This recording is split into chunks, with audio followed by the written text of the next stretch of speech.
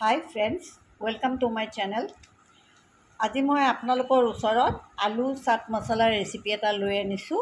কেতিয়াবা সন্ধিয়া সময়ত আমাৰ খাবলৈকে মন যায় কিবা এটা চটপটা, গতিকে মই কিদৰে বনাওঁ সেইটো আপোনালোকক দেখুৱাওঁ। ইয়াতে মই 3টা আলু বইল কৰি এইদৰে সৰু সৰুকৈ কাটি লৈছোঁ।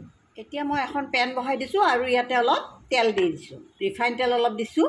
আৰু এই আলুখিনি মই এতিয়া ইয়াতে অলপ মচমচীয়াকৈ ভাজি লওঁ।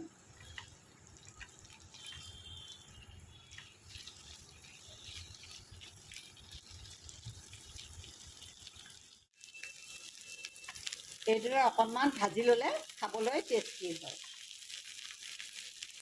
এনেই আপোনালোকে বইল কৰিও বনাব পাৰে, ভাজি ল'লে অলপ ভাল লাগে। মোৰ এইখিনি এতিয়া ভজা হৈ গৈছে। এইখিনি মই এতিয়া এটা বাটিত উলিয়াই লওঁ।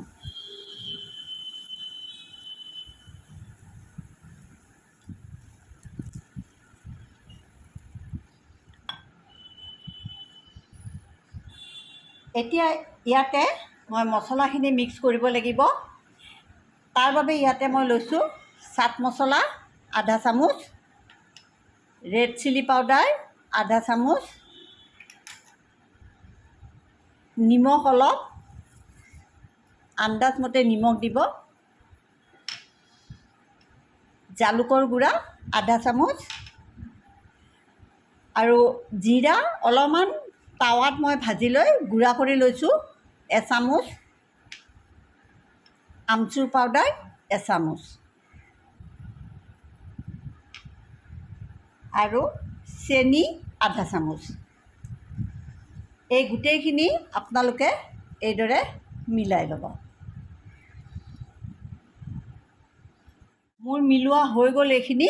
আৰু ইয়াতে এতিয়া মই এটা পিঁয়াজ সৰু সৰুকৈ কাটি লৈছিলোঁ, সৰু পিঁয়াজ এটা, আদা অলপমান কুটি লৈছিলোঁ, ধনিয়া পাত দিছিলোঁ অলপমান, আৰু কেঁচা জলকীয়া, ইয়াতে 2টা কেঁচা জলকীয়া দিছোঁ। দি এইখিনি ভালদৰে মিক্স কৰি ল'ব লাগিব। মোৰ এইখিনি মিক্স কৰা হৈ গ'ল। এতিয়া ইয়াতে অলপ তেঁতেলীৰ ৰস অলপ প্ৰায় 2 চামুচমান দি দিছোঁ মই।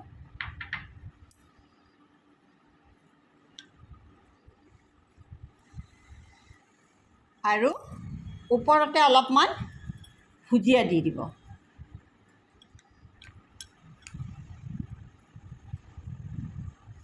মোৰ আলু চাট ৰেচিপি ৰেডি হৈ গৈছে।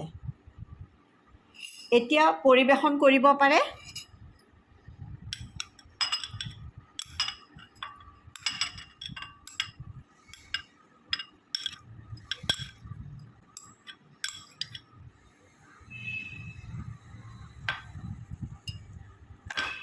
এইদৰে আপোনালোকে খাবলৈকে পাৰে।